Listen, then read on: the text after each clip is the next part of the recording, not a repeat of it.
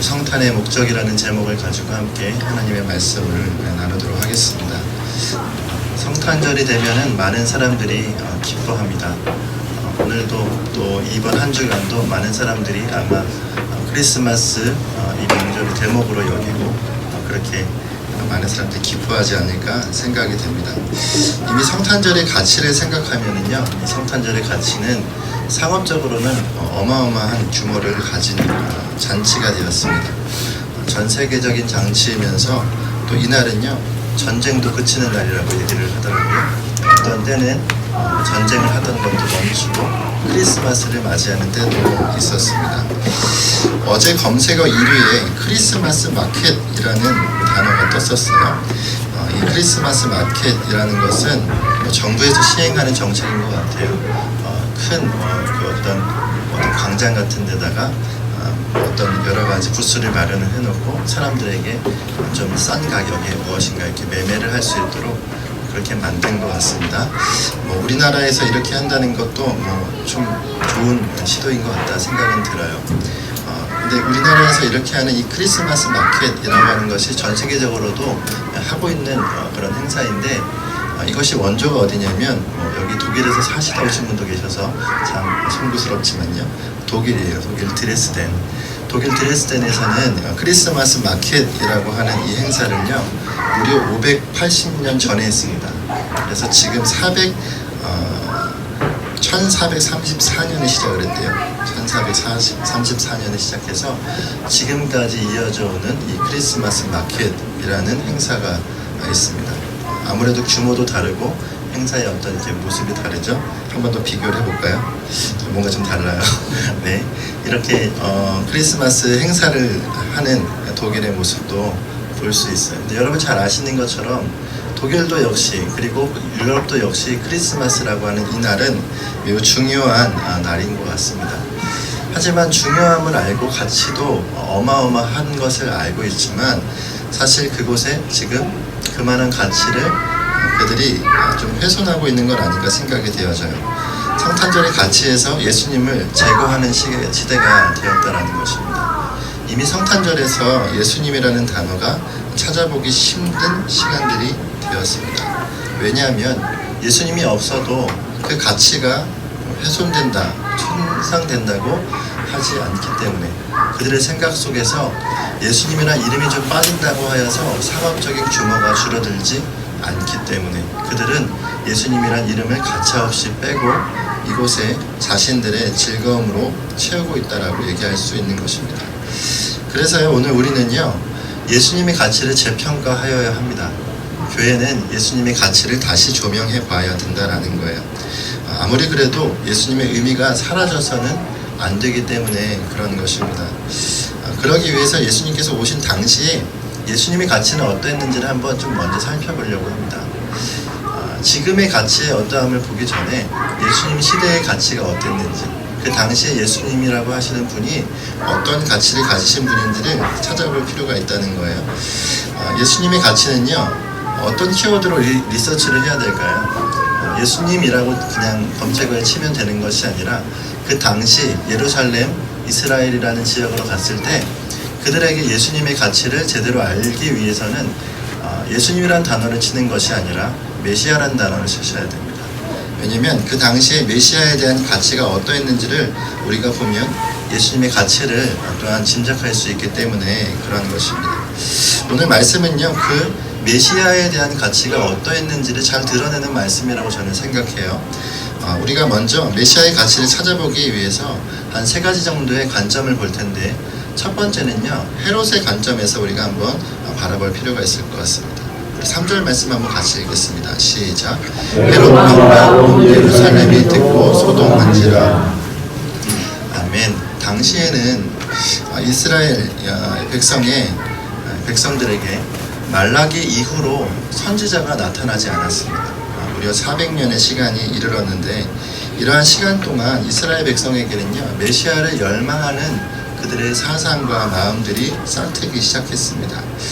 반대로 그들의 마음속에 메시아라는 분이 오실 것이다 라고 하는 기대감이 차는 동안에 그것과 반대로 그것에 대하여서 큰 부담을 느끼는 자들도 있겠죠. 왜요? 당시의 큰 권력자들, 실권자들은 메시아라고 하는 분이 어떠한 분으로 오실지 모르기 때문에 그것에 대한 부담감을 분명히 가지고 있다라는 것입니다.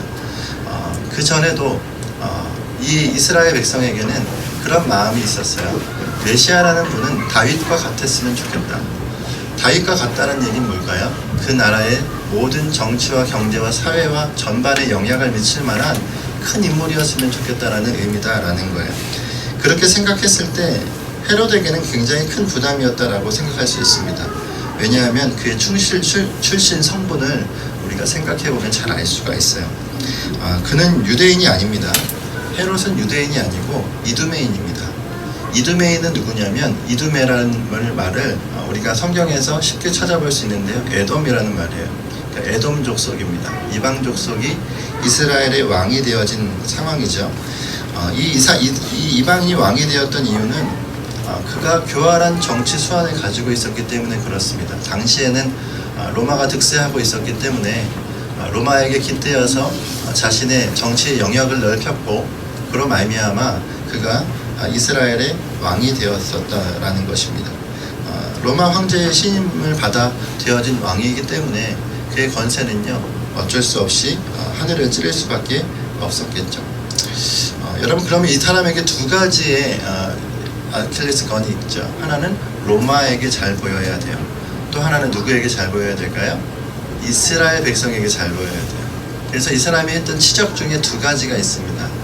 첫 번째는 뭐냐면, 이 사람이 헤롯 대왕입니다. 이 헤롯 대왕인데, 이 헤롯 대왕의 첫 번째 치적은 바로 가이사랴라는 신도시를 만드는 것입니다.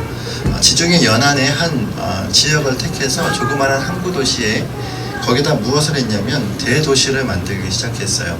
이 도시는 누구를 위해서 만든 것일까요? 바로 로마 황제를 위해서 만든 것입니다. 로마 황제가 이곳에 와서 쉴 수 있도록 그에게 편의를 제공을 한 거예요. 왜요? 로마에게 잘 보여야 되기 때문입니다. 또 하나는 뭘까요? 이스라엘 백성에게도 잘 보여야 되겠죠. 그래서 그가 했던 것이 무엇이죠? 성전을 건축하는 것이었어요. 그래서 스룹바벨 성전, 여러분 옆에 있는 이 스룹바벨 성전을 보시면 어때요? 굉장히 성전답지 않게 초라합니다. 왜냐하면 그들이 포로기를 이후에 다시 지었기 때문에 그 예전에 있었던 영광을 잘 드러내지 못합니다.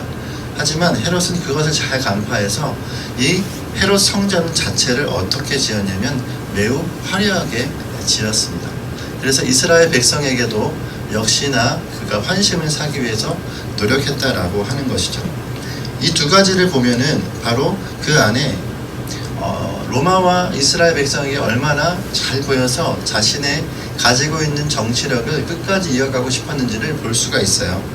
하지만 그 안에 내면에는요, 그의 불안함을 꺾을 수는 없었습니다.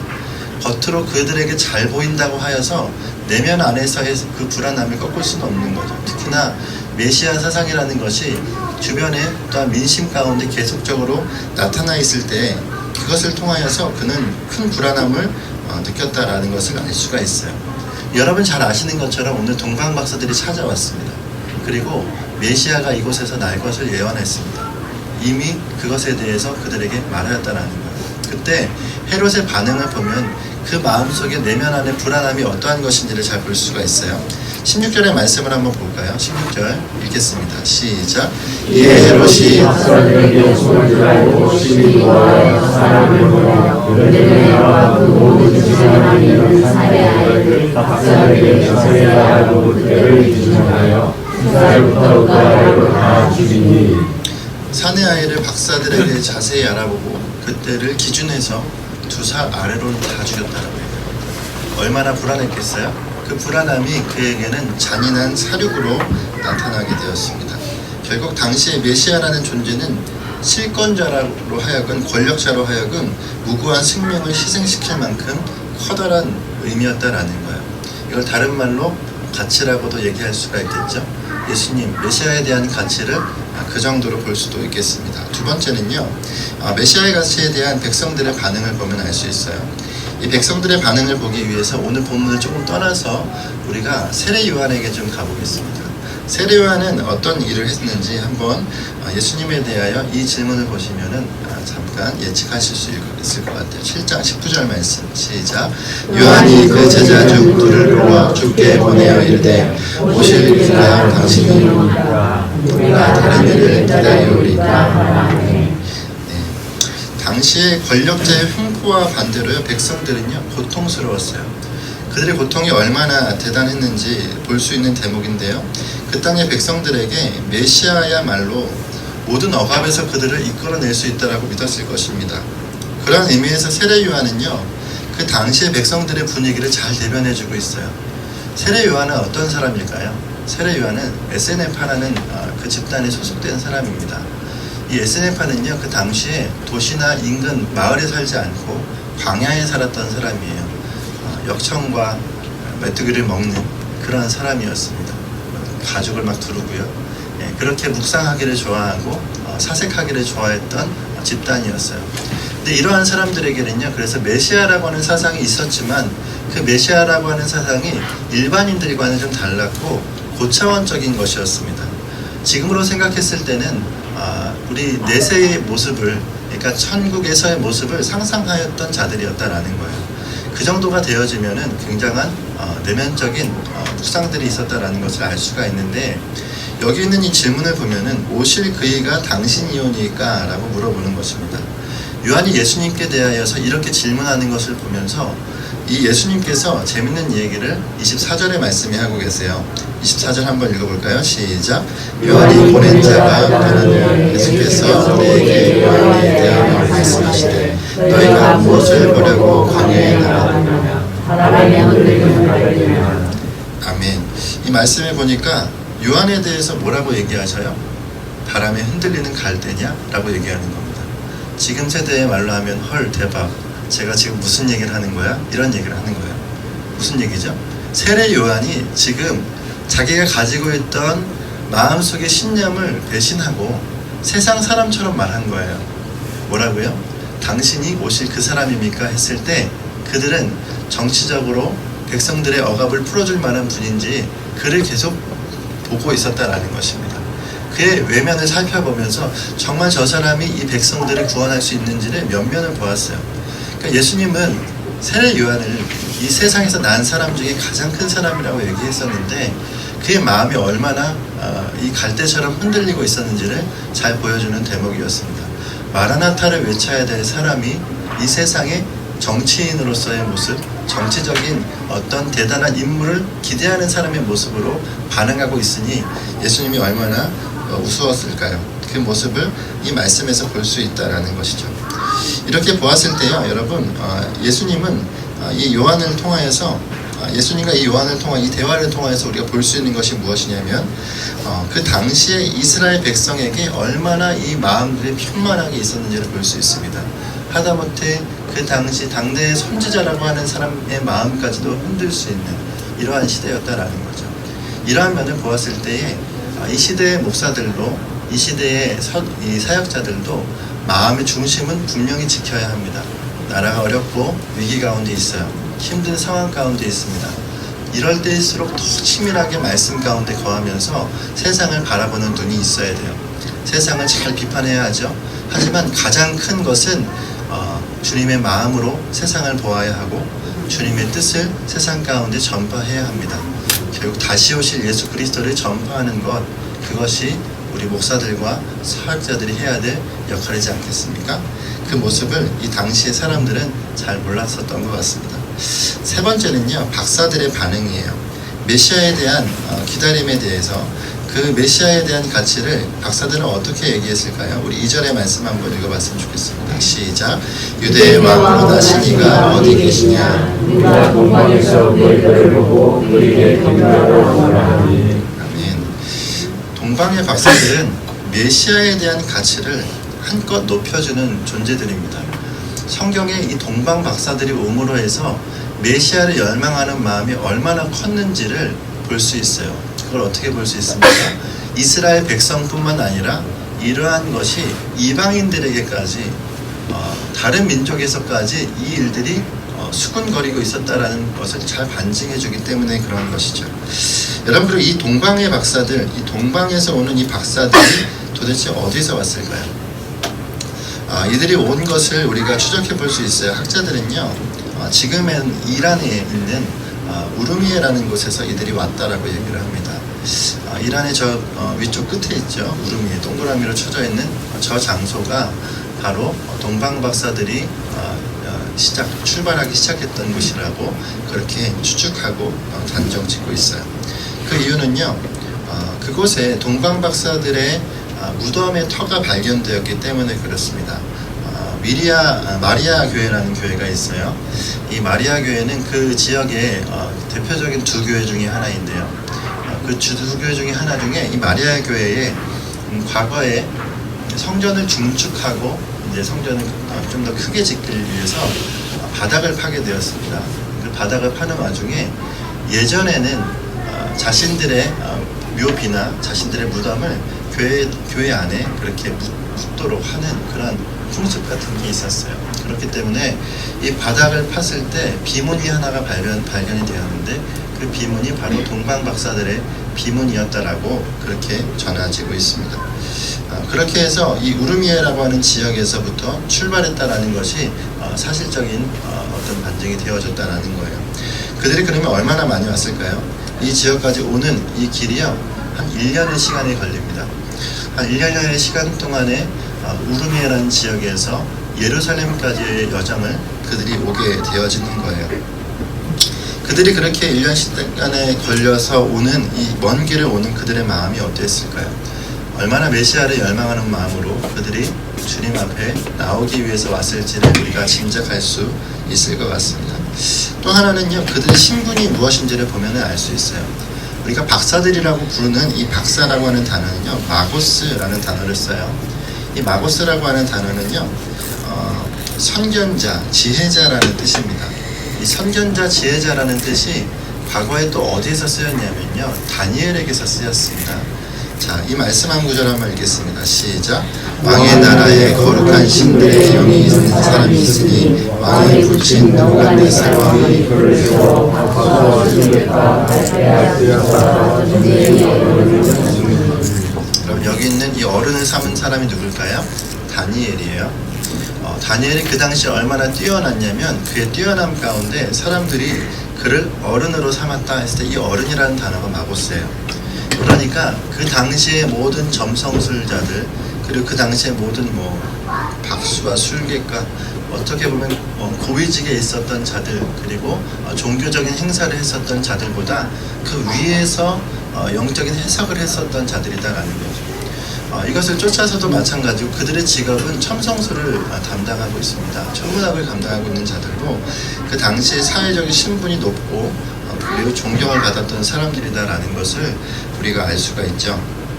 이 얘기는 좀 전에 말씀드린 것과 같이 이 메시아 사상이 이방인들에게도 주목을 받는 것이다 라는 것을 말해주고 있는 것입니다. 우리가 잘 알 수 있는 대목은 이 우르미에라는 지역이요, 결코 기독교가 들어가지 않은 지역이 아니에요. 그들에게 역시도 과거에 많은 사람들로부터 기독교적인, 유대교적인 생각들이 많이 전파가 되어 있었기 때문에 그 지역에 있는 사람들이 예수님에 대한 열망, 메시아에 대한 열망이 있었다라는 것을 우리가 충분히 기대할 수 있습니다. 그렇기 때문에 이 동방 박사들이 왔다라는 것은요, 그들의 경배를 통하여서 메시아의 가치가 얼마나 대단했는지를 또한 볼 수 있는 대목이다라고 얘기할 수가 있습니다. 여기서 우리가 먼저 1차 결론을 냈으면 좋겠어요. 어떤 결론일까요? 메시아는 그렇게 이스라엘 백성에게, 또한 권세자들에게, 이방 민족들에게 그들이 주목하는 중요한 이슈였다라는 거예요. 그런 이슈인 이 메시아, 그 메시아로 누가 오셨어요? 바로 예수님이 이 땅에 오셨다라는 것입니다. 할렐루야. 아멘. 근데 우리가 이렇게 얘기하면은 그의 가치는 얼마나 어마어마한지에 대해서 볼 수 있습니다. 그에 대한 기대하는 자들이 얼마나 큰 기대를 가지고 왔는지도 볼 수 있어요. 근데요, 이 가치가 자칫 쓸모없는 가치가 될 수도 있어요. 그 이유는 무엇이겠습니까? 목적이 다르면 그렇습니다. 그를 기다리는 자들의 가치는 예수님에 대한 그 가치, 메시아에 대한 가치는 그 땅을 바꾸실 뒤엎을 만한 위대한 존재로서 오실 이 땅의 메시아로서 오실 자리 기다리고 있었어요. 사실 이 앞에 있는 이 세 가지의 가치를 다루는 이 모든 것은요, 그것이 목적과 다르다는 것을 설명해 드리기 위한 것이었습니다. 여러분, 가치가 중요한 것이 아니라 목적이 중요한 것입니다. 그가 얼마나 큰 가치를 가졌는지 그것은 목적에서부터 나오기 때문에 그러한 것이에요. 그래서요, 세상 사람들의 많은 관심을 갖는다는 것, 권력자의 많은 질투를 받는다는 것, 이방인들도 알만한 많은 인기를 얻는다라는 것은 그렇게 크게 중요한 것이 되지 않을 수도 있어요. 오늘 제가 말씀드리고 싶은 진짜 설교는 여기서부터입니다. 예수님께서 오신 목적이 무엇이겠습니까?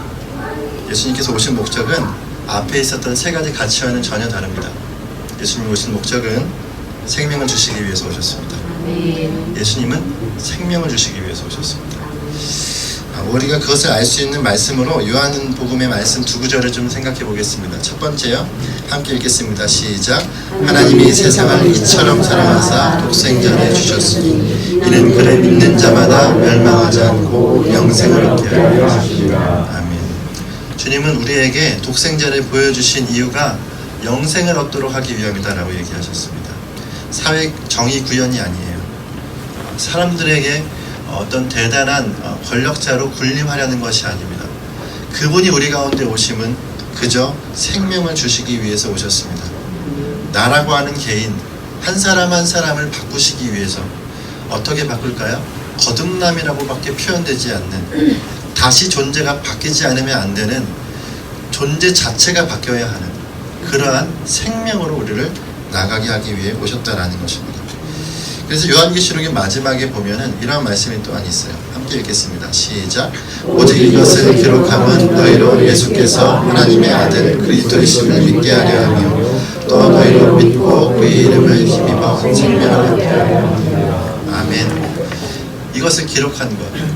그 앞에 30절의 말씀에서는요, 이 안에 기록되지 않은 수많은 표적들이 또 있다라고 얘기해요. 하지만 그것을 이 책에 기록한 이유는 예수님이 하나님의 아들 그리스도이심을 믿게 하고 우리로 하여금 생명을 얻도록 하기 위함이다.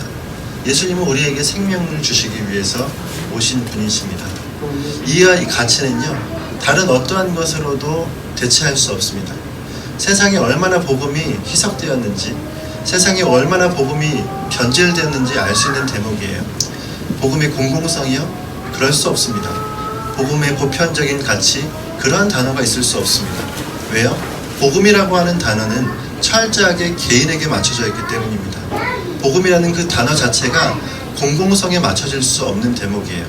사람을 바꾸지 않고 공공적인 어떤 선을 개선할 수 있는 법은 없기 때문에 그렇습니다.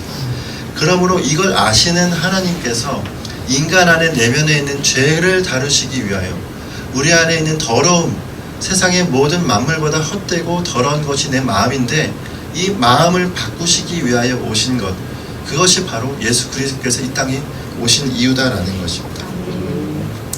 그렇기 위해서 세 가지의 그의 가치를 새롭게 말씀을 드리겠습니다. 첫 번째 가치는요, 근원적인 가치입니다. 함께 읽겠습니다. 시작. 베들레헴 에브라다야, 너는 유다 족속 중에 작을지라도 이스라엘을 다스릴 자가 내게서 내게로 나올 것이라. 그의 근본은 상고의 영원에 있느니라. 아멘. 아멘이죠. 예수님은 우리에게 오심을 언제부터 계획하셨습니까? 그는 근본부터 그것을 계획하셨습니다. 인간이 죄를 짓기로 하였다면 그 죄에 대한 대가를 받는 것은 지옥일 수밖에 없고 심판일 수밖에 없는 것을 이미 아시고 이것에 대한 조치를 예수 그리스도로 말미암아 해놓으신 것, 그것이 바로 우리를 향하신 하나님의 가치다라는 것입니다. 그것이 바로 근본이고 그것은 상고 태초부터 영원까지 이르는 것입니다.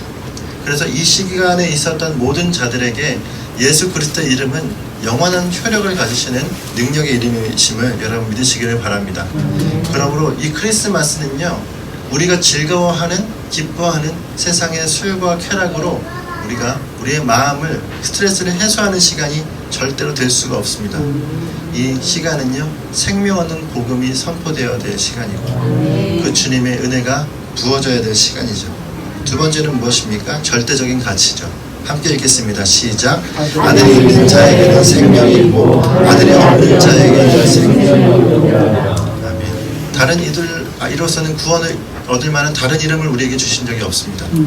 예수 그리스도의 이름이 그래서 절대적인 이름이에요. 성경이 그래서 절대적인 권위와 가치를 갖는 것입니다. 성경은 소설책이 아닙니다. 성경은 주님이 우리 가운데 허락하여 주신 생명의 말씀, 하나님의 영적 권위를 가진 책입니다. 그 책이 소개하는 한 분, 바로 예수 그리스도이시고, 그분은 우리에게 생명을 주시는 분이다라는 거예요. 그래서 아들이 없이는 생명을 얻을 수 없어요. 아들이 있어야만 되는 것입니다. 할렐루야. 옆에 있는 분에게 이렇게 고백할까요? 당신에게는 아들이 있습니까?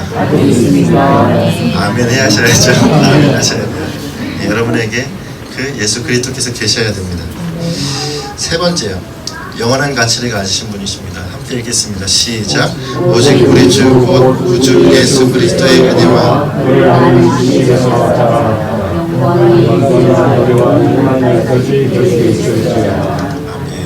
그리스도의 복음은 영원한 복음이십니다.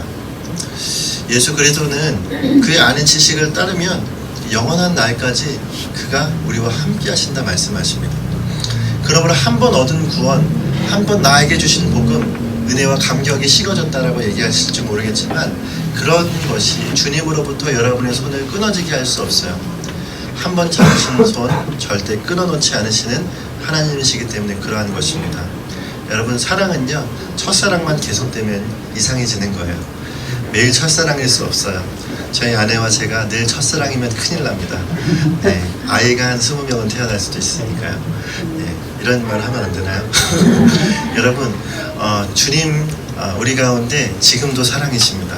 네, 첫사랑일처럼 뜨거움 아니면 열정, 강렬함은 사라질지 모르겠지만 여러분, 계속 주님과 동행하는 우리의 삶이요, 얼마나 은혜가 넘치는 삶인가요? 얼마나 사랑이 넘치는 삶인가요? 서로를 이해하고 하나 되고 연합되어지는 삶이 아니겠습니까? 이러한 삶이 여러분의 가정 가운데 임하시기를 바랍니다.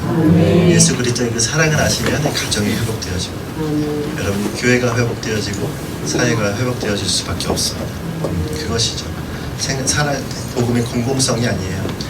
내가 바뀌면 세상이 바뀌어요. 내가 바뀌면 교회가 바뀌어요. 내가 바뀌면 여러분의 가정이 바뀝니다. 할렐루야. 그 은혜를 받으신 여러분이십니다. 이제 최종 결론을 여러분에게 말씀을 드리겠습니다. 예수님은요, 사회 정의 구현하러 오신 거 아니고 유토피아 건설하러 오신 것 아닙니다. 오직 우리를 죽음에서 건지시기 위해서 오셨습니다. 믿으십니까? 우리 일산 하나교회는 그 은혜를 찬양하는 성탄절이 되시기를 바랍니다. 정말 세상이 알 수도 없는 그 평안을 주십니다. 하늘에는 영광이요 땅에는 평화라는 말을 많이 쓰죠. 근데 이 평화는 세상 사람들이 얼마나 희석시키는지, 땅에는 평화 그러니까 고요하고 잠잠한 저기 일산 호수공원처럼 잔잔한 호수로 그렇게 생각을 하는 것 같아요. 그러면 다 옳은 것이라고 생각하는 것 같아요. 아니요, 평화는 그러한 평화가 아닙니다. 좀 전에 말씀드렸죠. 세상이 알 수도 없는 평화, 내 안에 임하신 평화. 어떤 평화죠? 내 안에 생명으로 바꾸신 그 은혜, 이것을 평안이라고 하는 거예요. 예전에 가지고 있었던 불안함, 예전에 가지고 있었던 내 마음의 절망감, 이 모든 것을 다 뒤로 하고 난 이제 새 생명 가운데 난 모든 것을 새롭게 바꾸었다. 주님 한 분이면 충분합니다. 그 주님이면 다 됩니다. 내 모든 삶에 그 주님이 내 모든 걸 이제 다스리고 계십니다 라고 하는 그 마음 속에서 진정한 평화가 오는 것입니다. 잠시 잠깐 일시적인 그 어떠한 평안을 우리가 따라갈 수 없죠. 우리는 예수 그리스도를 쫓을 때에만 진정한 평안을 누릴 수 있어요. 이것이 오늘 우리에게 주신 세상이 알 수도 없는 평화입니다. 오늘 말씀의 제목은 성탄의 가치가 아니라 성탄의 목적입니다. 여러분, 이 성탄의 목적을 잘 아시고 이 시간들을 보내시기를 바랍니다. 주신 생명으로 거듭나 최고의 기쁨을 얻는 성탄이 되시기를 간절히 축원합니다. 네, 기도하도록 하겠습니다. 함께 주님 앞에 성탄의 은혜를 다시 한번 되새기면서, 주님, 우리에게 주님 그러한 분이십니다. 많은 세상 사람들은 사회가 바뀌고 정부가 바뀌고 사회 변혁과 개혁만 일어나면 모든 것이 다 될 것이라고 생각합니다. 하지만 교회는 그 생각이 아닌 예수 그리스도께서 이 땅에 오심이 어떠한 것인지를 진정 아는 교회입니다. 오늘 우리가 그 교회된 자로서 하나님 앞에 기도할 때 주님, 예수 그리스도 우리 가운데 생명주로 오심을 전하여서 이 땅을 바꾸시는 주님을 보게 하여 주시옵소서. 복음만이 우리를 바꾸시고 복음만이 사회를 온전히 바꾸실 수 있습니다. 주여 나라를 바꾸실 수 있습니다. 주여 내가 바뀌어야 합니다. 주여 우리가 이 성탄절에 그 기쁨을 맞이하는 자 되게 하여 주시고 거듭난 자로서의 기쁨의 성탄이 될 수 있도록 인도하여 주시옵소서라고 이 시간 함께 주님 앞에 기도함으로 나가시겠습니다. 살아계신 하나님 아버지, 우리에게 말씀을 기억하며 다시금 기도할 때에 하나님 우리의 심령